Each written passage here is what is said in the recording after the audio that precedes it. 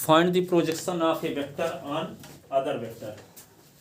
एक वेक्टर का दूसरे वेक्टर पर प्रोजेक्शन कैसे निकालते हैं, इस पर क्वेश्चन एनसीईआरटी का देखो। आज का टेम्परेचर तुमको पता है क्या कितना है? मेरे से लगभग 9 डिग्री सेल्सियस टेम्परेचर। तो लिखो find the projection of A vector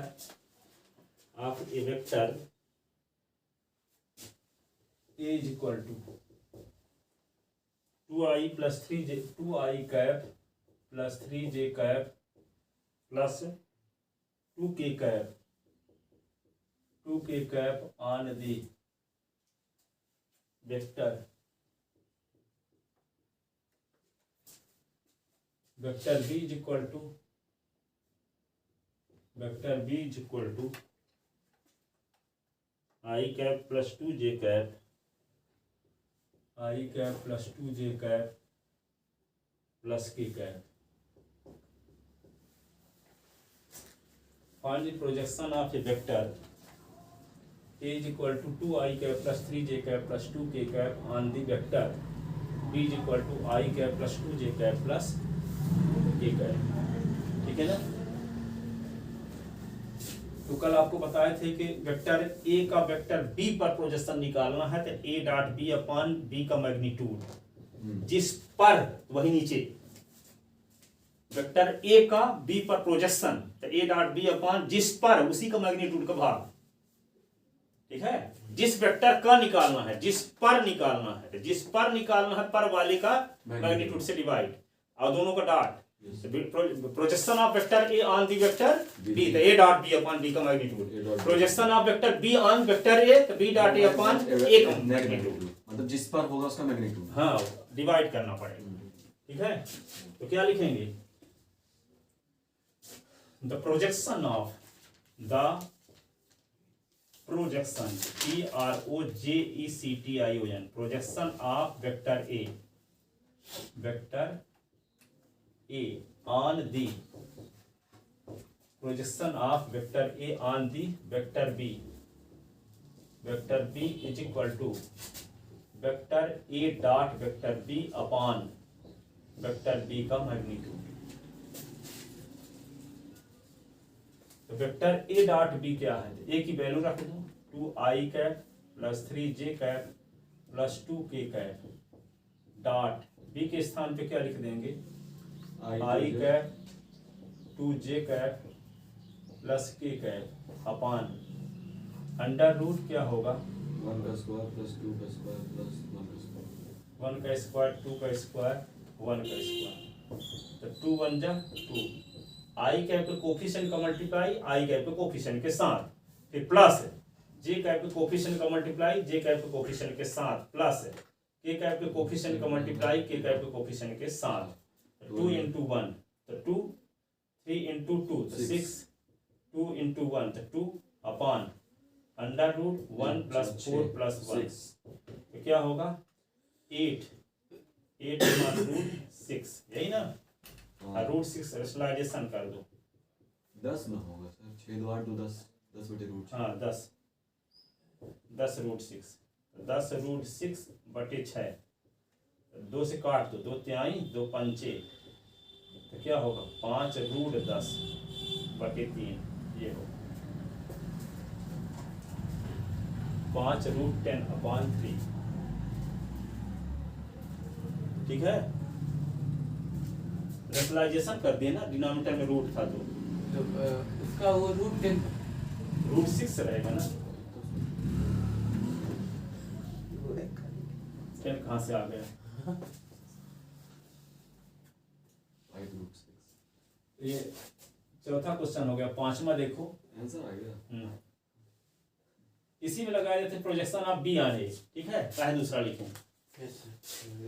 number first ये नंबर लिख लो, B number. The projection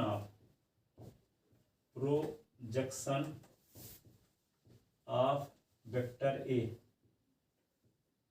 vector B on vector A on vector A, तो क्या लिखेंगे vector B dot A upon A का मैग्नीट्यूड।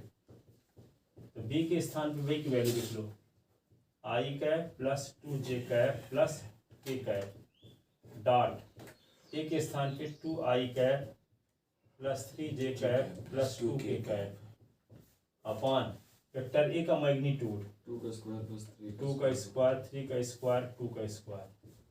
ठीक है, यहाँ पे 1 इंटू 2 तो 2 3 जा 6 2 अपॉन अंडर रूट क्या होगा 4 9 ये 4 ये क्या होगा 10 upon root 17।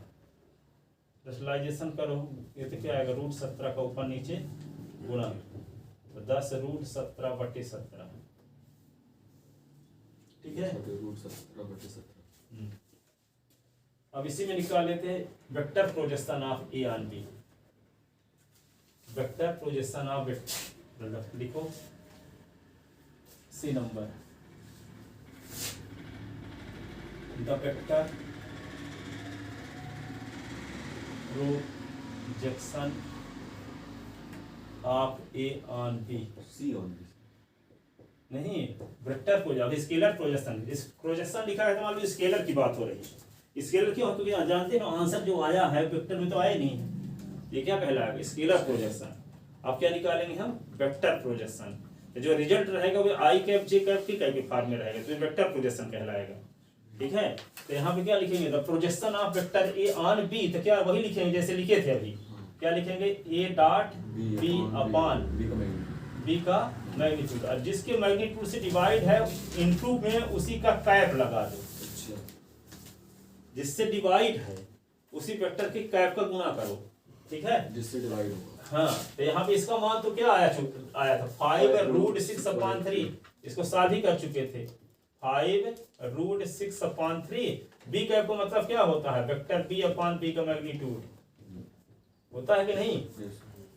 Vector B cap का मतलब क्या हुआ वेक्टर बी अपॉन बी का मैग्नीट्यूड। तो वेक्टर बी क्या है ये दिया, तो क्या लिखेंगे 5√6/3। ए डॉट बी की वैल्यू 5√6।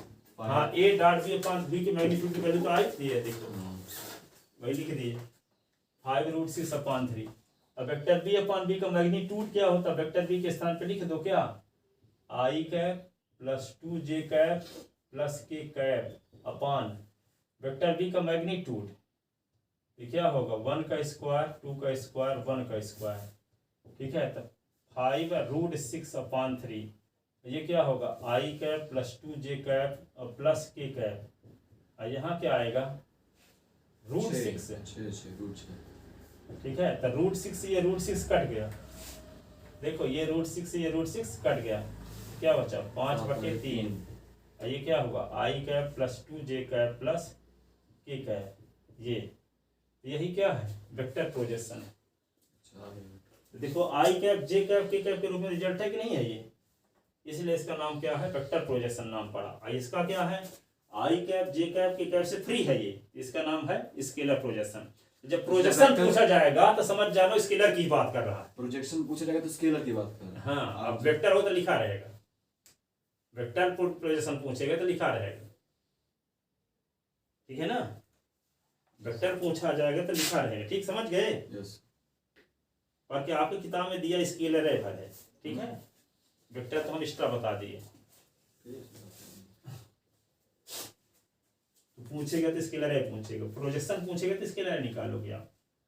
स्केलर में आई जे के फॉर्म में नहीं रहेगा। हाँ, वो कोई स्केलर क्वांटिटी रहेगी, आई जे के कैप के से फ्री रहेगा, और इसमें आई जे के रहेगा। हाँ, इसीलिए तो इसको वेक्टर प्रोजेक्शन कहते हैं। ठीक है, और इसी में डी नंबर और निकाले देते हैं। डी नंबर में the vector projection of vector B on A, the vector projection on B the vector projection of vector B on A, तो क्या लिखोगे B dot A upon A का मैग्नीट्यूड, ए का मैग्नीट्यूड और फिर ए कैप। है। इसकी वैल्यू तो निकाल चुके थे, बताओ। इसकी B B dot dot upon A का मैग्नीट्यूड की वैल्यू क्या आई थी? इसकी अभी वैल्यू आई है 5/3, ये करी जाएगी हाँ 5/3। आई कैप प्लस 2 जे कैप नहीं नहीं नहीं, नहीं वो नहीं है। स्केलर पोजीशन निकाल। अच्छा हम 10√17/17 10√17 17/17 ये आया था। अब ए कैप का मतलब क्या हुआ? वेक्टर ए अपॉन ए का मैग्नीट्यूड, यही ना। यहाँ ए कैप लिखा है इनटू में, तो क्या लिख लेंगे ये? तो 10√17/17 और इसको वेक्टर ए के स्थान पे क्या लिखोगे? 2i cap 3j cap 2k cap √2 का स्क्वायर 3 का स्क्वायर 2 का square 10√17/17 2i cap plus 3j cap plus 2k cap 4 9 और ये 4 9 4 10√13/17 2i cap plus 3j cap plus 2k cap और 9 अचार 13 अचार 17 √17 आ जाएगा ना। √17 से √17 कट गया तो क्या होगा? 10/17 ये 2i कैप 3j कैप और प्लस 2k कैप। ये वेक्टर पोजीशन है बी का ए पर, बी का ए पर लिख लेना।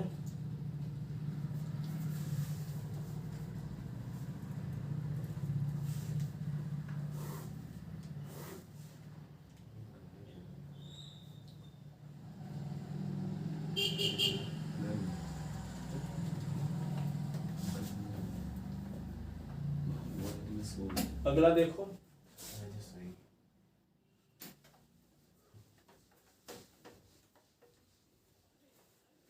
मैं कितना लेट सोऊं लेकिन ये ऑटोमेटिक 6 बजे लेट हो जाती है। देखो अगला प्रूव दैट आपको ये प्रूव करना है वेक्टर ए डॉट बी का square is less than or equal vector A का मैग्नीट्यूड का स्क्वायर और वेक्टर बी के मैग्नीट्यूड का स्क्वायर।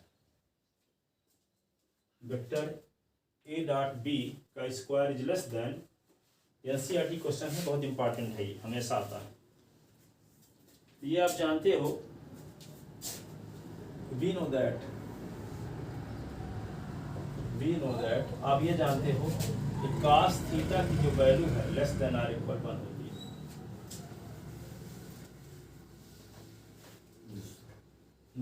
नहीं ऐसा ही लिख लो, -1 is less than cos theta is less than or equal 1। cos theta की वैल्यू -1 और 1 के बीच होती है ना। इम्प्लाइज cos स्क्वायर थीटा की वैल्यू 1 या 1 से छोटी होगी, 1 अथवा 1 से छोटी होगी। तो दोनों पक्षों में क्या है देखो, यहाँ पे एक जुगाड़ टेक्नोलॉजी आपको बताते हैं। आपको ये पता है कि ए डॉट बी की डेफिनेशन होती है ए का मैग्नीट्यूड बी का मैग्नीट्यूड cos थीटा, कल बताए थे। A dot B equal to बताए ना थे, A dot B equal to A का मैग्नीट्यूड बी का मैग्नीट्यूड cos थीटा। अब यहाँ cos थीटा है, cos स्क्वायर थीटा है, तो हम क्या करते हैं कि वेक्टर ए के मैग्नीट्यूड का स्क्वायर वेक्टर बी के मैग्नीट्यूड के स्क्वायर को मल्टीप्लाई इधर भी कर दें इधर भी कर दें, तो ये क्या हो जाएगा? ए का मैग्नीट्यूड बी का मैग्नीट्यूड cos थीटा का होल स्क्वायर, तो वहाँ लिख सकते हैं ए डॉट बी के स्क्वायर। इधर तो ये है, इधर मल्टीप्लाई करें इधर भी मल्टीप्लाई करना पड़ेगा, दोनों साइड कर। हाँ तो ये इधर तो ये आ ही जाएगा। तो किसका मल्टीप्लाई दोनों साइड में कर दें? वेक्टर ए के मैग्नीट्यूड का स्क्वायर और वेक्टर बी के मैग्नीट्यूड के स्क्वायर का दोनों साइड में मल्टीप्लाई कर देते हैं। मल्टीप्लाई करते हैं, multiplying both side by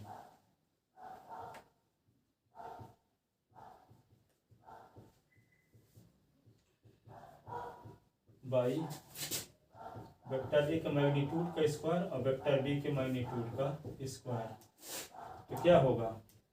vector A के मैग्नीट्यूड का स्क्वायर वेक्टर बी के मैग्नीट्यूड का square cos square theta is less than or equal vector A के मैग्नीट्यूड का स्क्वायर वेक्टर बी के मैग्नीट्यूड का स्क्वायर। ये क्या होगा, वेक्टर इसी को लिख सकते हैं वेक्टर ए का मैग्नीट्यूड वेक्टर बी का मैग्नीट्यूड cos थीटा, इस पूरे का क्या लिख दें square is less then vector A के मैग्नीट्यूड का स्क्वायर वेक्टर बी के मैग्नीट्यूड का स्क्वायर। ऐसे ये क्या होगा, वेक्टर ए डॉट बी का square is less then vector A के मैग्नीट्यूड का स्क्वायर वेक्टर बी के मैग्नीट्यूड का square by definition of scalar product by definition of scalar product. Scalar product की डेफिनेशन से इसके स्थान पे ये लिख दिए हेंस प्रूव्ड।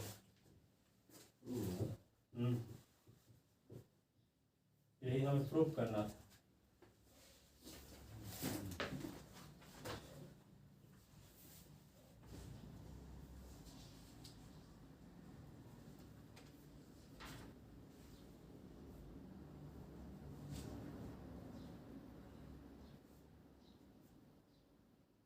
लिख लेते ना।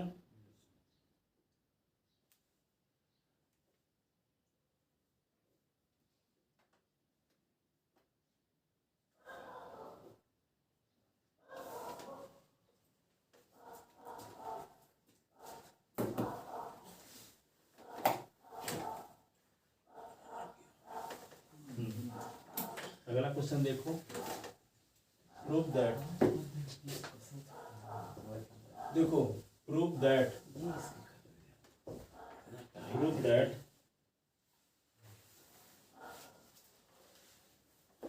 for any two vector कौन vector, vector A and vector B, we always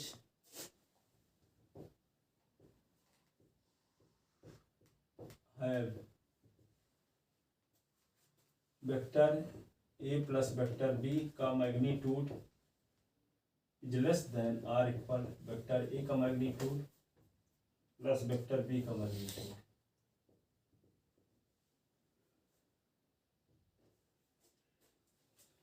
AIC को बोल सकते हैं state and prove triangle inequality, triangle inequality, state and prove triangle inequality. ये ट्रायंगल इनइक्वलिटी है, ठीक है। इसको कैसे प्रूव करेंगे,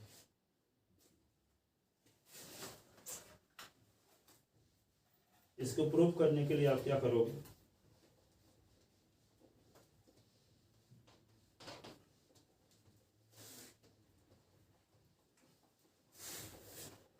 देखो proof vector A plus vector B के मैग्नीट्यूड का square is equal to vector A plus vector B का स्क्वायर। कल बताए थे वेक्टर का स्क्वायर उसके मैग्नीट्यूड के स्क्वायर के इक्वल होता है।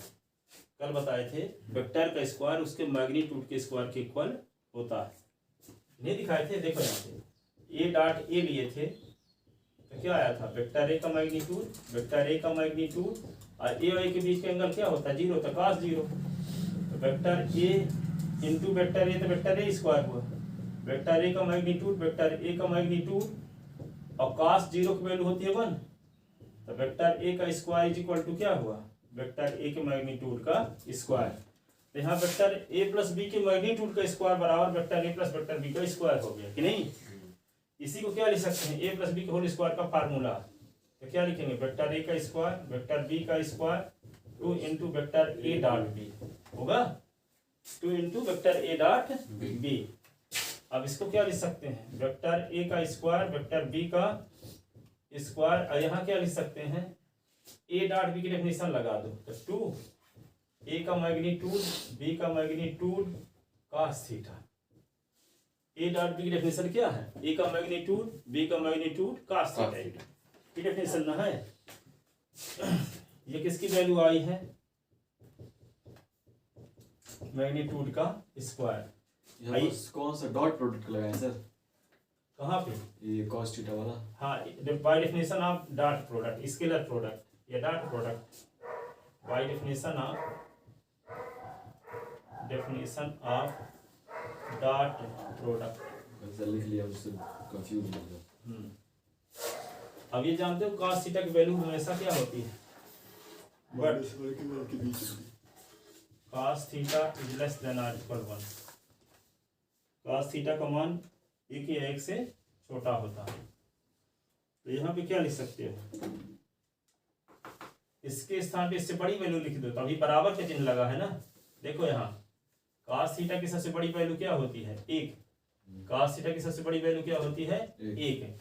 तो cos थीटा के स्थान पे सबसे बड़ी वैल्यू जब रख देंगे, इससे बड़ी वैल्यू, यहाँ cos थीटा है और इससे बड़ी वैल्यू क्या है? 1 ना।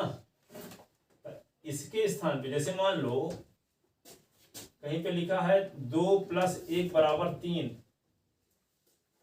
ठीक है, 2 + 1 = 3, या कि लिखा है फिर 2 + 1 = 1 + 2 लिखा है मान लो, ठीक है, इक्वल है कि नहीं है? पर यदि हम 2 के स्थान पे 3 लिख देंगे तो बराबर चिन्ह रहेगा कि बड़ा हो जाएगा इधर? बड़ा हो जाएगा। तो 2 के स्थान पे हम 2 से बड़ी राशि लिख देंगे, जैसे 2 + 1 है तो 1 + 3 लिख दिए, तो इधर वाली राशि बड़ी हो जाएगी।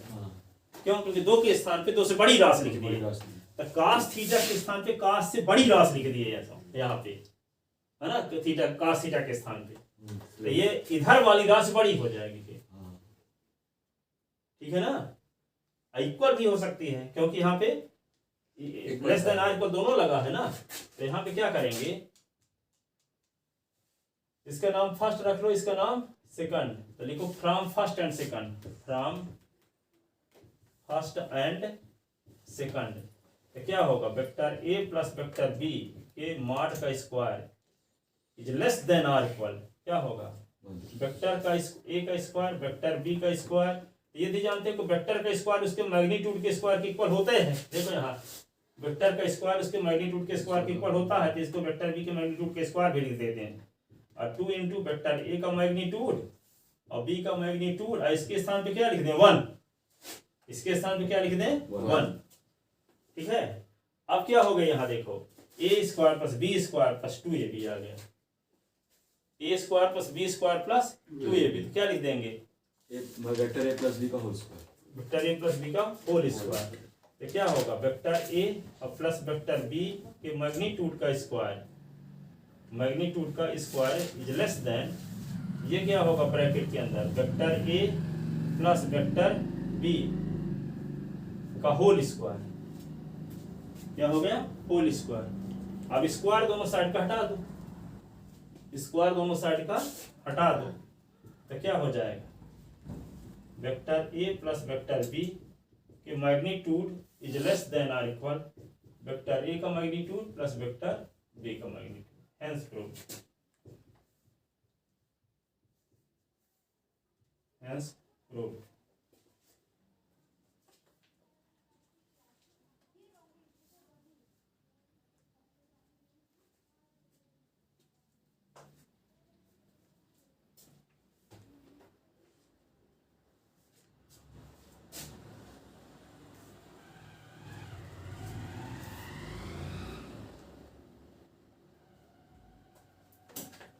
लिख लिया था ना, दोनों साइड के स्क्वायर रूट ऑफ ले लिए।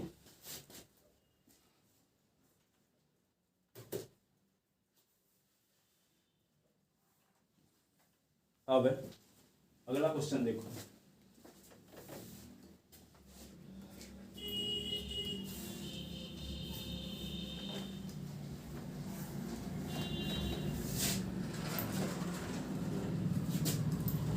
if vector A is equal to 5i - j cap -3k cap, vector B is equal to i cap plus 3j cap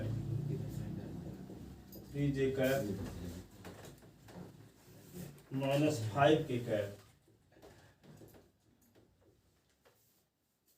then so that अगला question, then so that vector A plus B and vector A minus B are perpendicular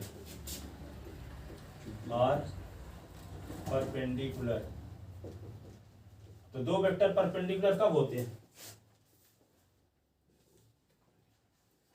दो vector perpendicular कब होते हैं? दोनों का dot zero. हाँ zero. तो बोल रहे थे इसकी जाते दो वेक्टर परपेंडिकुलर होते हैं जब दोनों का डॉट जीरो रहता है। ठीक है। दो वेक्टर पैरेलल होते हैं जब दोनों का क्रॉस जीरो। आगे आएगा भी। डॉट जीरो होता है तो परपेंडिकुलर और क्रॉस जीरो होता है तो पैरेलल। ठीक है। तो दो वेक्टर परपेंडिकुलर कब होते हैं? जब दोनों का डॉट जीरो होता है। इसका मतलब ए प्लस बी निकाल लो, ए माइनस बी निकालो, फिर दोनों का डॉट प्रोडक्ट निकालो, जीरो आ गया, दोनों परपेंडिकुलर कहलाएंगे। तो ए प्लस बी निकालते हैं, सॉल्यूशन ए प्लस बी निकालते हैं। A plus B is equal to, A की वैल्यू क्या है? 5i cap minus J cap minus 3k cap plus i cap plus 3j cap minus 5k cap. ठीक है। तो vector A plus vector B. ठीक है। इन दोनों को जोड़ोगे तो 5i और i तो क्या होगा? 6i माइनस 3j से j निकाला था 2j minus 5k minus 3k तो क्या हो गया? Minus 8k। ए प्लस बी आ गया। अब ए माइनस बी निकालते हैं। ए तो 5i cap J cap minus 3k cap minus i cap 3j cap minus 5k cap. ठीक है। तो वेक्टर ए और माइनस वेक्टर बी। 5i से i निकला तो 4i माइनस जे माइनस 3j तो माइनस 4j माइनस 3k और प्लस 5k। 5k से 3 निकल गया था 2k का है, ऐसे ना। तो to proof vector A plus vector B perpendicular to vector A minus B. क्या प्रूव करना है? Vector A plus B perpendicular है ए माइनस बी पर। For it we have to show that, for it we have to show that, इसके लिए हमें दिखाना होगा vector A plus vector B और dot vector A minus vector B is equal to 0। Left hand side vector A plus B और vector A minus B, ये है इसका डॉट। ए प्लस बी की वैल्यू क्या आ चुकी है? 6i cap plus 2j cap minus 8k cap और dot. अब ए माइनस बी की वैल्यू क्या आ चुकी है? 4i cap minus 4j cap plus 2k cap, ऐसे।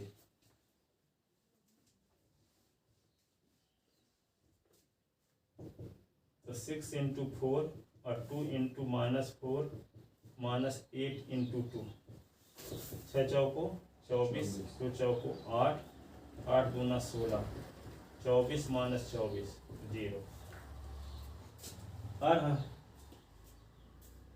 Is equal to right hand side, that is vector A plus B dot vector A minus B is equal to 0 implies vector A plus vector B perpendicular है vector A minus B पर। ठीक है ना। तो दो vector perpendicular जब होते हैं तो दोनों का डॉट 0 होता है, और पैरेलल होते हैं तो क्रॉस 0 होता है।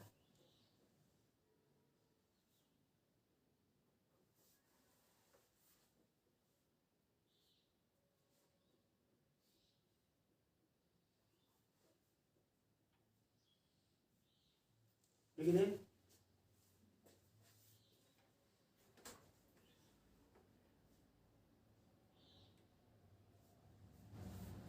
अब आगे अगला क्वेश्चन है,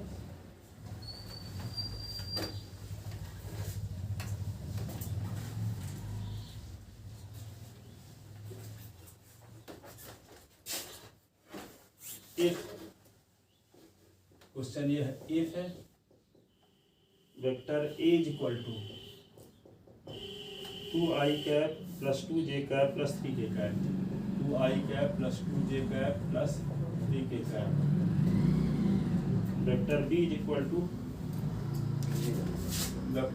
is equal to minus I cap plus 2j cap, minus I cap plus 2j cap plus k cap, and vector c is equal to 3i cap 2i cap 3i cap 3i cap plus j cap are such that इसमें के नहीं है sir.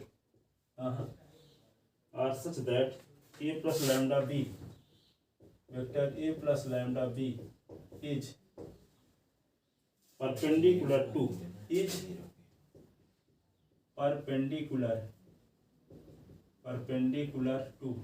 vector c, then find the value of lambda,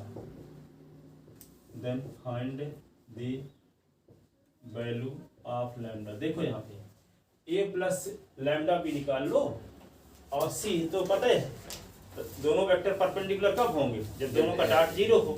तो a plus lambda b dot c equal to 0 करो तो lambda value आ जाएगी।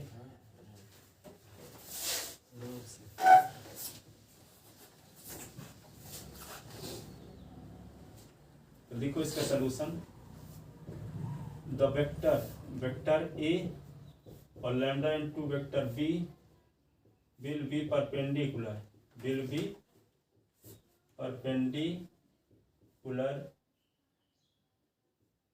to vector c if vector a plus lambda into vector b dot vector c is equal to 0। ये vector इसी पर perpendicular होगा जब दोनों का डॉट क्या हो 0। ए के स्थान पे क्या लिख दें 2i plus 2j plus 3k और फिर लैम्डा इंटू बी के स्थान पे माइनस आई प्लस 2j और प्लस k और डॉट सी के स्थान पे क्या लिखेंगे 3i cap plus j cap is equal to 0।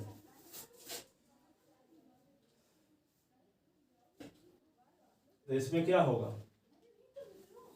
2i cap plus 2j cap plus 3k cap lambda का अंदर मल्टीप्लाई, तो lambda i cap 2 lambda j cap lambda k cap 3i plus j is equal to 0। 2 minus lambda common i cap और 2 minus 2 lambda common j cap 3 plus lambda common k cap 3i cap plus j cap is equal to 0। ठीक है, plus यहाँ पे क्या लिखोगे 0 k cap is equal to 0। अब देखो यहाँ पे 2 minus lambda into 3 2 minus 2 lambda into 1 3 plus lambda into 0 3 2 जा 6 माइनस 3 लैम्डा 2 माइनस 2 लैम्डा ये तो पूरा 0 हो गया। ठीक है, अब क्या करेंगे 6 minus 3 lambda plus 2 minus 2 lambda is equal to 0। 6 और 2 8 minus 5 lambda is equal to 0। 8 is equal to 5 lambda, 8/5 बराबर लैम्डा, लैम्डा बराबर 8/5। लैम्डा की वैल्यू 8/5 होगी।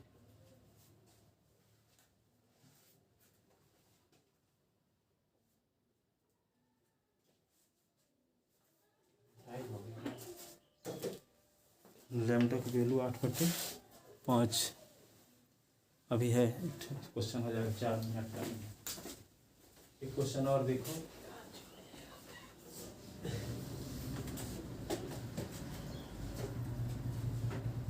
अगला क्वेश्चन ये है फाइंड द एंगल बिटवीन, देखो find the angle, find the angle between two vector A and B, two vector A and B with magnitude 1 and 2, with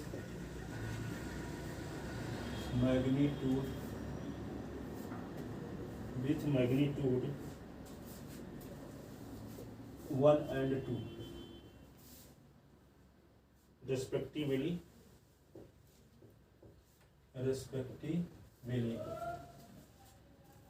and when vector A dot B equal to 1, question में दिया यहाँ पे देखो, here given that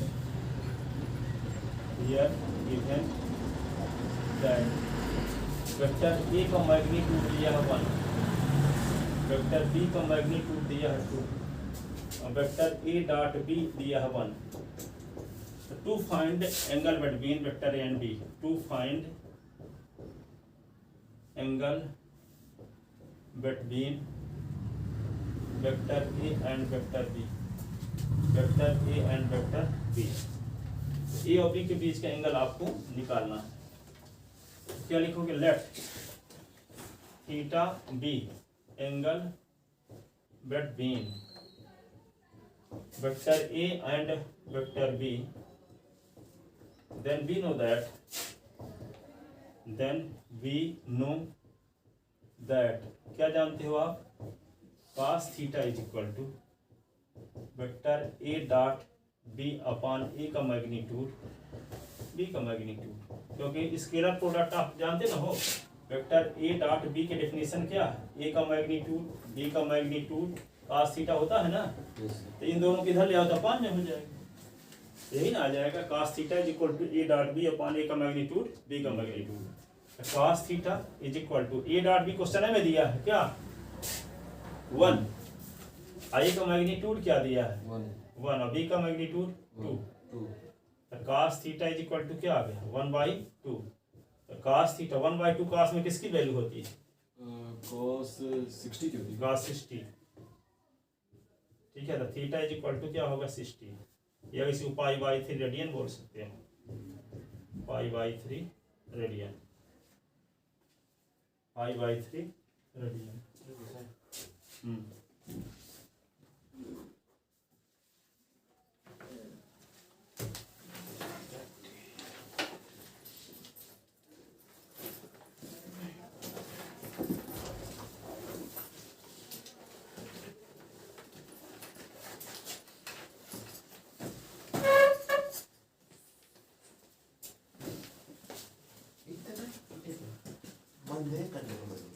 लगाए क्यों?